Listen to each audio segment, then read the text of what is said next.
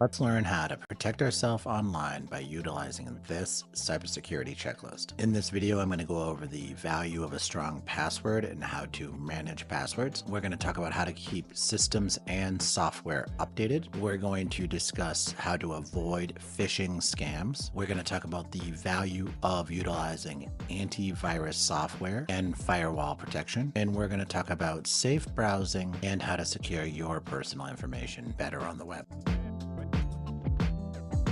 First, talk about the value of securing our passwords and password management. I know it can be difficult, but you need to make sure your passwords are as complex as possible. You need a mix of uppercase and lowercase letters, numbers, and special characters. Always consider a statement or a phrase that you know, potentially adding a symbol at the beginning of it, or a number at the end, or a symbol at the beginning and a number at the end to help you remember it. And please don't use common passwords. Don't use those easily guessable 1, 2, 3, 4, 5, 6 or password. Those are the first accounts that get hacked. This is another difficult one, having a different password for different accounts. Even if you have a hard time with doing it, think about doing it for different types of accounts, breaking it up, not using one password across multiple different types of devices and or types of software. This is because if something does have a breach, it's going to be like a domino effect with whoever does have your information is going to use it on multiple accounts to gain access. And another tough one, update them regularly. Every couple months, 3 to 6 months is probably enough. One of the best ways to track passwords is to use a password manager. There are many different ones available out there. I recommend one that's easy to use, that has an easy to use web interface and a mobile app for your phone. For example, I use Keeper. I like it because it has a mobile app, it has a web interface, and it's very similar across both interfaces. It also makes it easy to change the password, and it has its own vault, which requires two-factor authentication to be able to access. And we'll talk more about two-factor authentication. A real-world example of issues with passwords, a major data breach at LinkedIn in 2012 exposed millions of weak passwords. So if these passwords were used on other accounts, it exposed those people. That's why it's important to have a strong password and have it for different accounts, because it's going to get exposed at one account and whoever has that information may try it on other accounts. Now let's talk about keeping software and systems updated. Regularly update your operating system. I know it's very easy to click off of it when you're just loading up the machine and you want to get started using it and it requests you for an update, but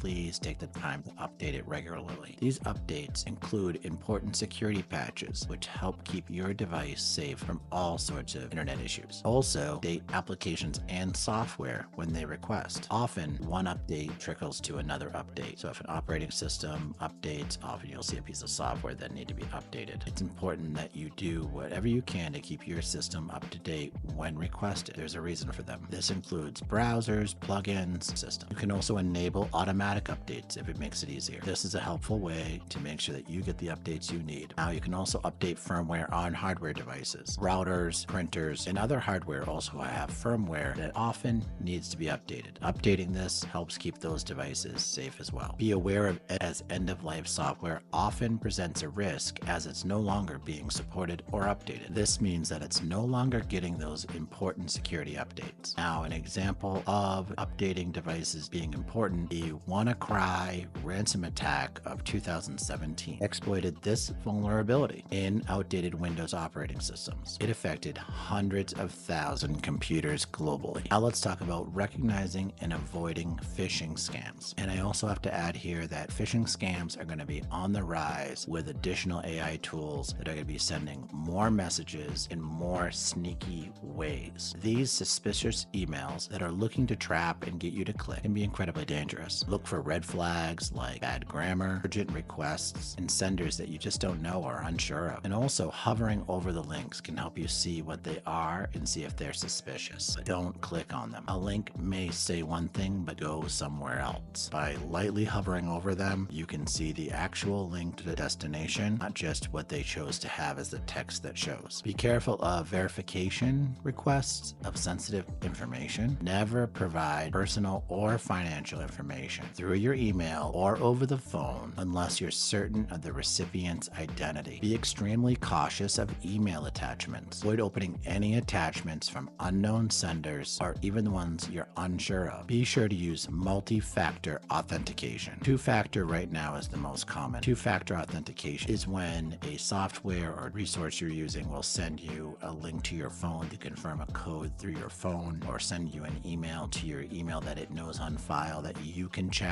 to get a code. This adds a layer of security to your accessing anything. If that's possible, use it. If your information is stolen and someone is trying to hack your account, that hack will not be able to get the proper authentication when requested. A real-world example of this is in 2020 during the COVID epidemic. There was a surge in phishing attacks. Scammers posted as organizations such as the World Health Organization and tried to trick users into downloading information or providing potential personal information. Now let's talk about the importance of using antivirus and firewall protection. Install reputable antivirus protection on your computer. Use a well-reviewed piece of software to help protect against malware and viruses. Keep your antivirus software's definitions up to date. Run regular system scans. This will help identify and remove any potential threats. Enable a firewall to prevent unauthorized access to your network. Configure your firewall settings. You can get more granular control over your network by the control of your firewall settings. Let's talk about a real-world example of how these protections are important. The Equifax data breach in 2017. This was due primarily to the failure of a firewall. Attackers were able to get sensitive information over a series of months. Now let's talk about safe browsing practices and securing your personal information. Use secure websites. HTTPS. The S stands for security when browsing. This is very important when entering personal information into a website. Be sure it is a secure website, which HTTPS. Avoid public Wi-Fi. If you're going to make a sensitive transaction requiring your personal information, money, banking, purchases, don't do it over public Wi-Fi. These Wi-Fi networks are particularly susceptible to attackers and attackers who can take your personal information when using your credentials over them. Delete your browsing data regularly. Delete your cookies, cache, and history to protect your privacy. Use a VPN for added security. A virtual private network encrypts your internet connection, making it harder for hackers to intercept your data. And of course, be cautious with any sensitive personal information that you have on the internet in social networks. Limit the amount of social information you share so that you can reduce your chance at identity theft. A real-world example of the value of this is in 2019. Users who accessed their bank accounts over public Wi-Fi without a VPN were targeted by cyber criminals using something called man-in-the-middle attacks. This led to unauthorized withdrawals and compromised personal information. So just to provide some valuable data around the value of these potential areas of cybersecurity protection that you need to have in place, let's supply you with some data. Password security breaches. 81% of data breaches are caused by weak or reused passwords. In terms of software vulnerabilities, 60% of vulnerabilities for which a patch was available but not used. 96% of phishing attacks arrive via email, and 1 in 99 emails is a phishing attack. Now, in terms of antivirus and software protection, antivirus software detects and blocks 75% of new threats on average, but regular updates crucial for maintaining this efficacy. Now let's talk about safe browsing. As of 2023, 95% of all web traffic on Google Chrome is encrypted using HTTPS to ensure safer browsing. So that does help. So you just need to make sure you are utilizing HTTPS. Cybersecurity is crucial to protecting your personal and professional data in the digital age. This is a basic cybersecurity checklist to help you get started and consider how you are sharing, browsing, and surfing the web, and if you're doing it safely with devices that are updated with patches on networks that are secure. A tip of coaching advice here: make sure that you check a cybersecurity checklist like this often. You update passwords, you update your profiles, check on personal information, and consider using a password manager and other ways of monitoring your online identity. Also use two-factor authentication on all devices and banking accounts and other apps that allow for that technology. Let's stay safe online. Start with these simple steps and continue to learn. Thanks for visiting Digital Futures Education. Hope you liked the video. Please like and subscribe. Look forward to seeing you soon.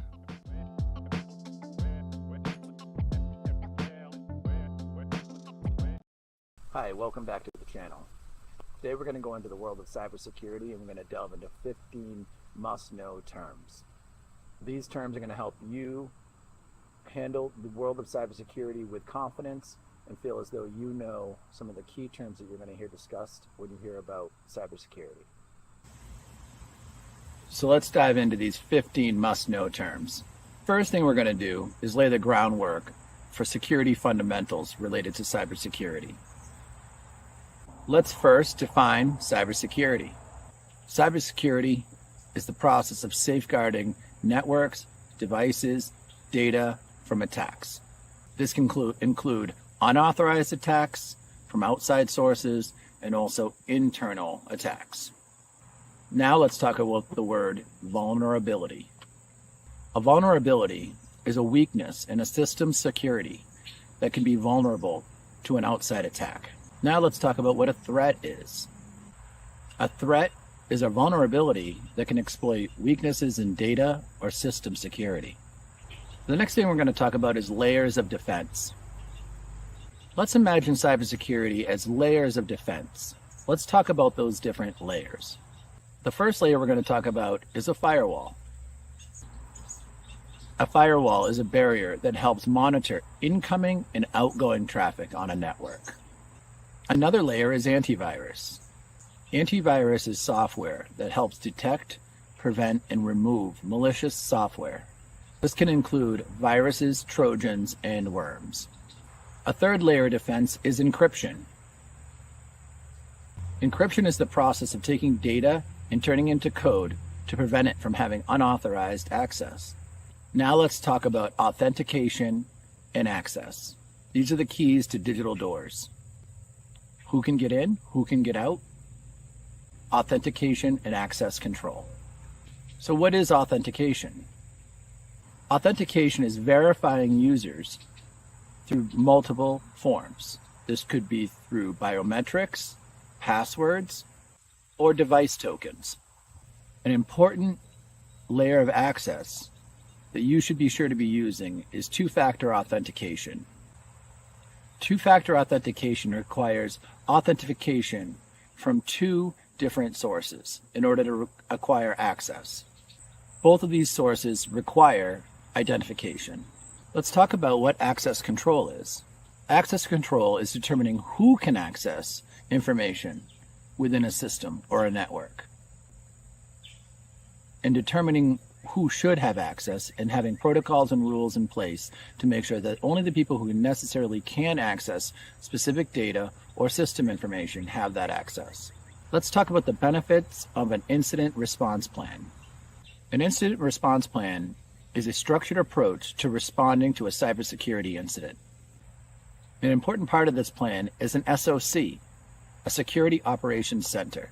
The Security Operations Center is a centralized team designed to monitor and detect these threats and respond to them appropriately. An important part of the response is understanding forensics. Forensics is important around determining the cause of a cyber issue and collecting data to help support determining the best solutions to prevent it from happening again, or determining what data has been lost and if there's any potential future issues. The final big part of this is the threat actors and their techniques. Who are the players? What are their moves? Let's explore some of their techniques. One of the most common terms is the term hacker. A hacker is a person who gains unauthorized access for their own personal gain or mischief. Phishing is another threat. Phishing is deceptive tactics using emails or websites in order to collect personal, banking, personal identification information from individuals who believe they're clicking on something that is appropriate for them. The goal is to trick the user into identifying personal information and providing it to the threat actor who's sent the phishing message, or design the site to have you log into inappropriately. Malware. Malware is malicious software specifically designed to harm systems. It can be found in emails, links, downloaded software, downloaded items from the internet. Malware is specifically designed to create issues on systems and create problems for the user and the network. So there you go, 15 essential cybersecurity terms that you really need to know and have a basic understanding of in order to function today in today's world with malicious attacks and really trying to make an effort to protect your network, not only in your workplace, but also at home. I hope I've been able to demystify some of this language for you today. By going through this, you're taking a proactive step at safeguarding your online work and protecting your own personal data. If you found this video helpful, please like, subscribe, and share it with friends. And for more exciting content, please come on back again and visit digitalfutureseducation.com and check out the videos that are on the channel. I appreciate your time and have a great day.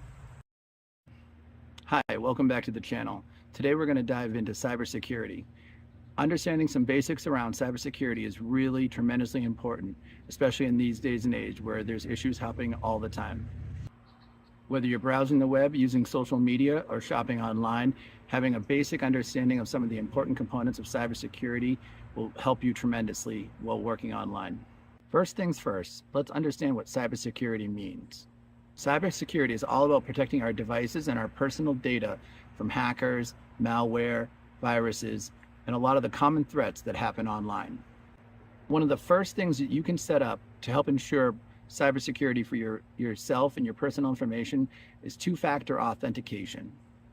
Two-factor authentication ensures that your information when entered is verified by an additional digital source that the person entering the information may not have access to.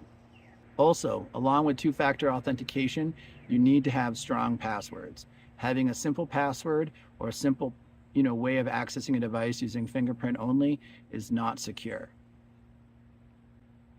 Be sure your passwords have the minimum requirements required by the application, and also make sure that there's something that you can remember, such as a phrase. Stay away from simple terms that others may be able to know. Create unique passwords with a blend of numbers, symbols, and letters. And of course, like I mentioned before, enable two-factor authentication so that when logging into one device, it may require that you provide access through another device that's yours. The next most important topic that I want to talk about is recognizing phishing attempts. Phishing is a common online scam where scammers attempt to get you to provide them with your personal information. This information can consist of credit card or bank information. Please be sure that you're aware of who's sending you the email, and always check the sender of the email for any odd or suspicious looking emails that are being sent to you from whether it's a bank or someone else requesting any personally identifiable information or bank information. And always be suspicious of any email asking for this type of information. The next most important topic I want to talk about is virus protection for your devices. You want to be sure that your devices have virus protection and you update them often. Updates are important to help the security of the device and keep your device up and running in a way that it's receiving updates from the manufacturer or the software that you're using. These updates often include very important security features. So please keep that in mind and take the time to update your devices. Be sure to install a reputable antivirus software on your computer so that you make sure that your device is protected from outside threats. The next topic I want to talk about is public Wi-Fi. Please be cautious when using public Wi-Fi sources. Often they are vulnerable and can be attacked by hackers very easily. Avoid doing any financial transactions on these public Wi-Fi sources, and be sure to always, if you have your own data source or a secure data source, use that instead if you're going to be doing any sharing of personal information over the web or banking information. There you have it. That's a basic overview of cybersecurity for beginners. Be sure to take this advice and use it. It's important that you protect yourself, your data, and your devices from malicious hackers or other online sources that are looking to take your personal or private information or your banking information. If you found this video helpful, be sure to like and subscribe, share it with your friends, and I hope you have a great day. Thanks for visiting Digital Futures Education. It's incredibly important that educators understand the value of data privacy as they work with students in a wide range of digital learning environments. Educators come in contact with student information and student data every day in a wide variety of ways, whether it's in an email, an academic record, or even an attendance record. All of this is sensitive information. It's incredibly important that educators understand the value of cybersecurity in their everyday lives working with students to help protect this sensitive data. For example, thousands of educational applications are synced through data portals on a daily basis using a wide variety of platforms through email and other authentication methods. Also, there are thousands upon thousands of emails being sent to school districts between people who work within districts contains valuable data that could be intercepted through phishing attempts or other malicious attempts. It's important to understand the value of cybersecurity within schools, what you can do to best help prevent data breach or another issue with students. Keeping eyes out for suspicious links in emails or other gift card scams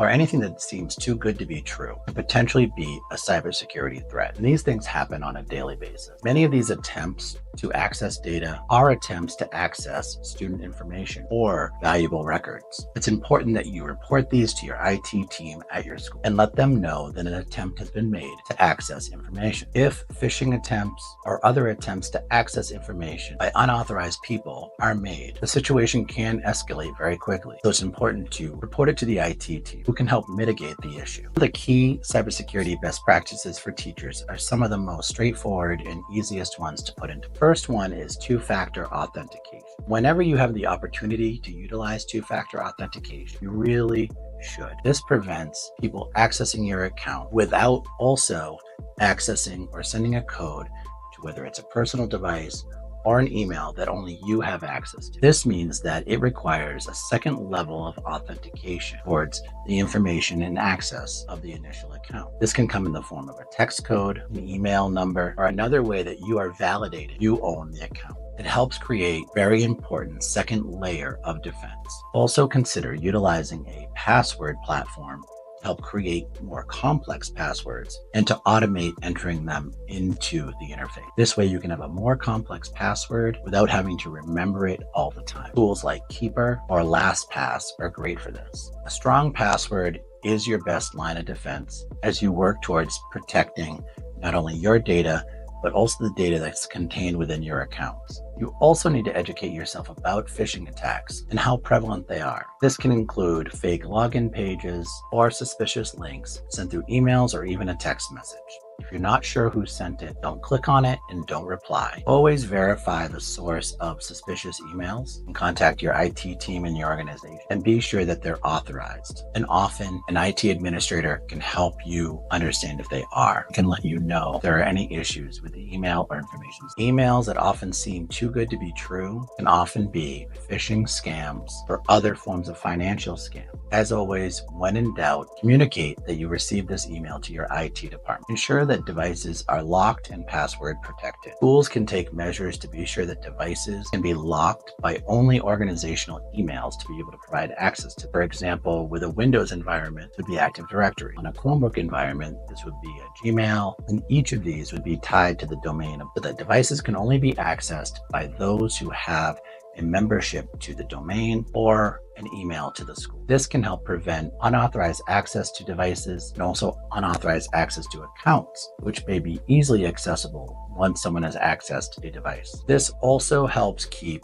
the sensitive student data, which is stored on the device, stored safely and securely. And you want to avoid sharing or saving sensitive student data to an insecure device, or a device which does not have password protection or a login for the domain that it's in. So no devices that are with personal Gmails or personal accounts store sensitive student data that belongs to this. And if you're not sure of a platform in which you're storing the information, don't store it there. Only store information on school-owned cloud services such as Google for Education, Microsoft OneDrive, basically storage or cloud solutions which are provided by the domain manages the account of your district. And especially when working remote, be sure that the files are stored securely within district-owned cloud storage or on a device provided by the district, which is secure and safeguarded specifically with district passwords and authentication. Avoid saving or storing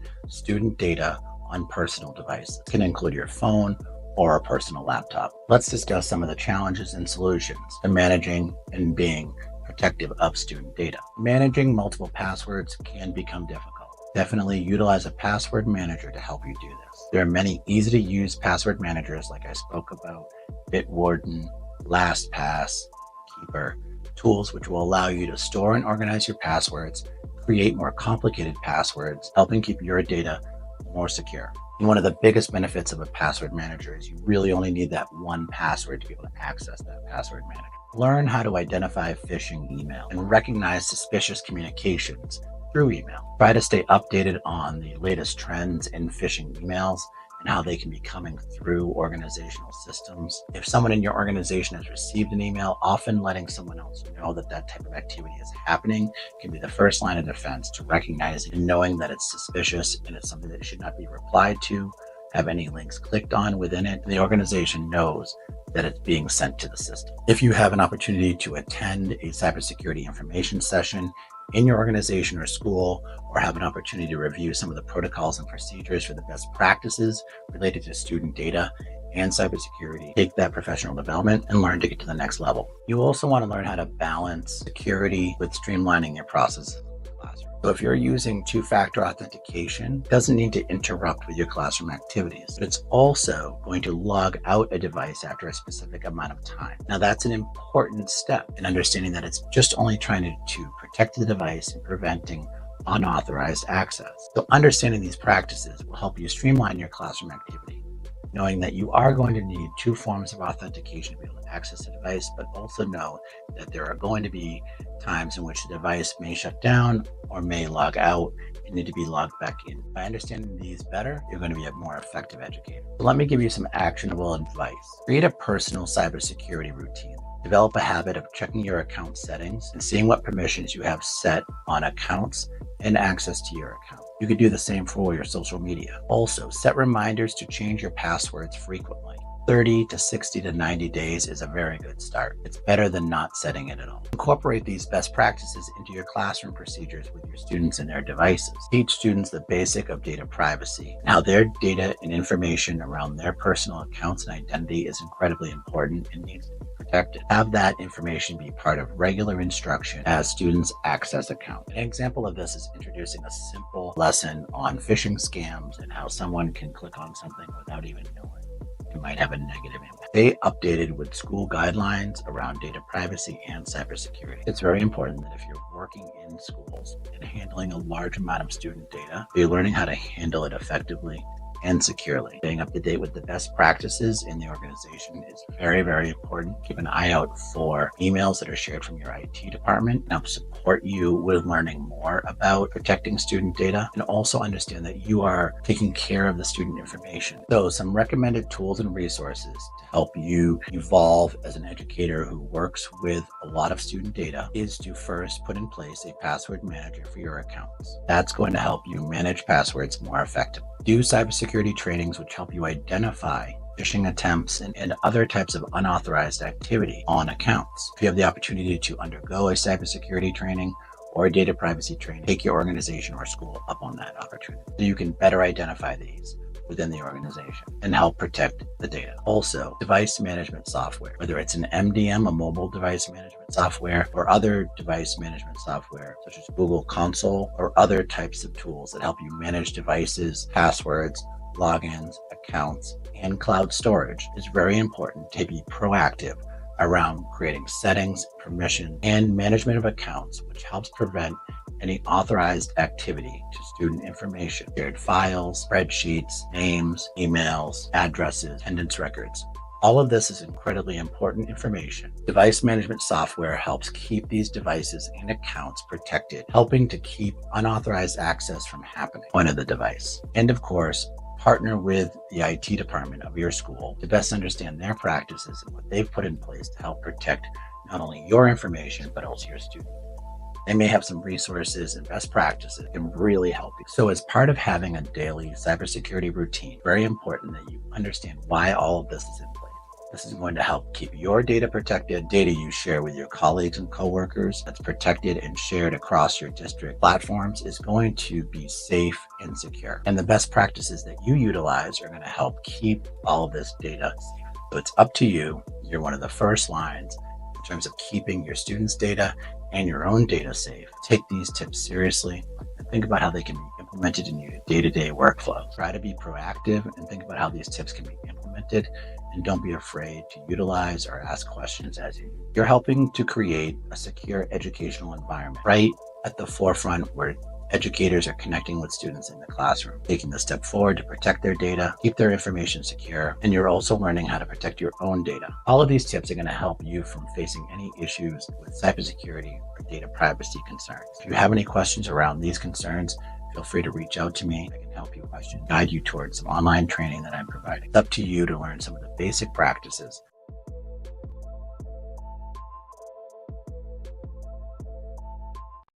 Let me give you the best data privacy recommendations for K-12 schools. The first recommendation is understanding the legal requirements. Familiarize yourself with relevant laws and regulations, such as FERPA. FERPA is the Federal Family, Educational Rights and Privacy Act. COPA is the Children's Online Privacy Protection Act. The next important piece is data governance. Develop and implement a program to protect personally identifiable data, often called PII. Next is data security. Enhance the data security of systems by following best practice and guidance provided by the Department of Education. Access control. Limit access to student data by adopting a need-to-know approach and require unique login credentials for authorized personnel. This will help you identify sensitive information and help you apply the appropriate security protocol. Secure data movement. Ensure that data is safely transmitted and also safely stored. This will be done with encryption and other security measures.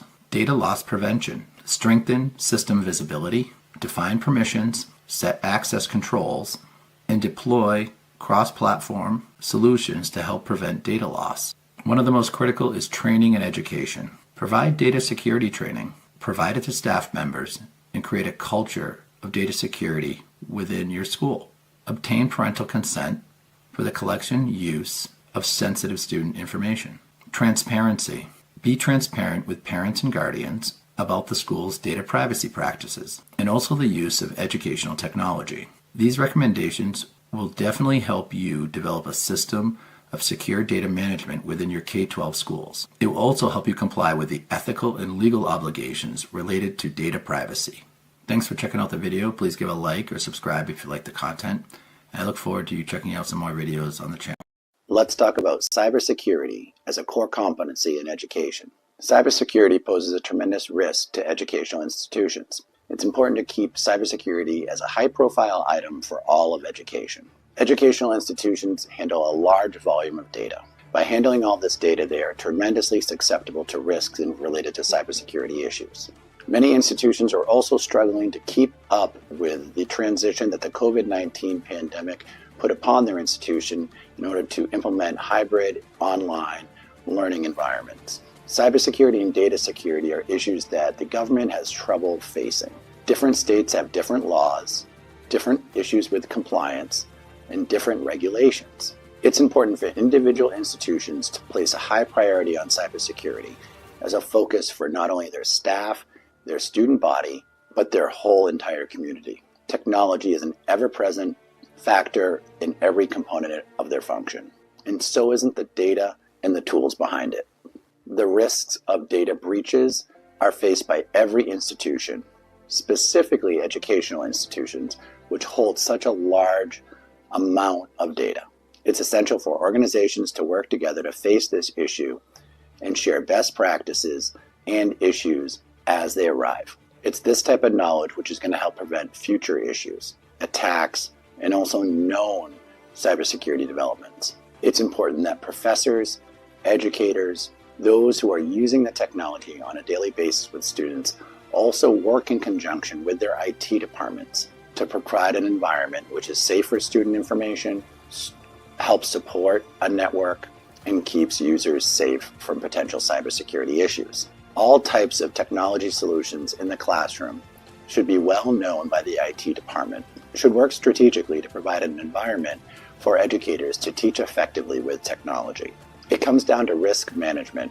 IT departments and educators need to work together effectively to create a safe environment for all users. That means password protection, authentication practices, and understanding the value of the data in the institution. Understanding the roles of IT departments, their roles as users. Be sure your institution makes updates to technology devices for operating systems, software, utilizes monitoring tools to help identify issues before they happen, creates a culture for understanding the risks, and can put these practices into place in an effective and strategic way. It's important for institutions to do risk assessments, and it's important for the users of the technology to understand the power of the tool in their hands. Institutions should create policies around the sharing and classification of data within the institution, discuss the impacts of all decisions with all key stakeholders, and promote a culture where the value of data is critical to the function of the institution. This could include additional audits of the technology infrastructure and the types of devices that are connecting to the network, updates to necessary hardware that supports the network, and of course, updates to devices which go on the network. Cybersecurity needs to be a priority within educational institutions for a wide range of reasons. It's a broad base of users functioning and operating, creating, researching, and that needs to be supported in the most strategic and successful way. Cybersecurity, keeping your classroom safe. Let's discuss some trends and resources. Cybersecurity issues and threats continue to become an issue across schools. It's very important for educators to understand the impact of how they use technology and the impact of how students' use of technology can make them vulnerable to issues with cybersecurity. Research also shows that many schools are understaffed in terms of technology support to help prevent issues with cybersecurity threats. Some believe that this can lead to additional instances of cybersecurity issues in schools. As we move into the age of AI in schools, zero-day attacks, and increased regulations around how we manage student data, it's critical for educators to have a good understanding of the potential vulnerabilities to cybersecurity issues. Zero-day attacks affect multiple organizations. One single vulnerability in a piece of software that all organizations can use can make all of those organizations vulnerable. In the day of software as a service, this is an increasing attack that hits a large number of organizations at once. Malware actors will often watch from a distance as these attacks go into place, and they look to see what happens when they go into place to spot potential vulnerability. Then they consider their own attack. Generative AI is currently being used in phishing attacks, being used to pose a threat by having an actor have a continually shifting message in order to trick someone on the other end. AI is assisting the use of social engineering to be more realistic with its attacks through email. It's highly recommended that your organization undergo training in the area of cybersecurity in order to recognize these types of email and other cybersecurity issues as well. Biometrics is taking a huge hold on software. Biometrics makes incredible sense in that many hardware and software now support it. This is the use of facial recognition or fingerprint scanning in order to provide access to a device or software. Industry leaders are also taking a new stance on these issues, particularly as they affect education. They're coming together, being more proactive around grouping and making collaborative decisions around what is the best approach for cybersecurity in schools. You're going to see a much wider adoption of two-factor authentication and identity verification in education. And you're going to see an investment in proactive tools to help prevent cybersecurity issues. This is to recognize security gaps and vulnerabilities. IoT, the Internet of Things, also poses its own vulnerabilities. IoT presents numerous security issues, and there is limited regulation around the connectedness of resources in an IoT environment. The Internet of Things is an interconnectivity of software, resources, and data going from one source to another seamlessly, utilizing the Internet as a pathway. Education is also a prime location of the use of third-party services. Third-party services also present their own vulnerabilities. This is an app outside of the system or an app that connects two systems together. We're also going to see cybersecurity insurance potentially look at the vendors used by an educational institution and maybe post a red flag for vendors who've had issues. And it may prevent an organization from getting a policy. Cybersecurity insurance is often used to pay ransoms, help restore services, and deal with the aftermath of a cybersecurity attack. There's going to be a need to vet vendors more carefully, review their history with cybersecurity issues to ensure that your organization is well protected.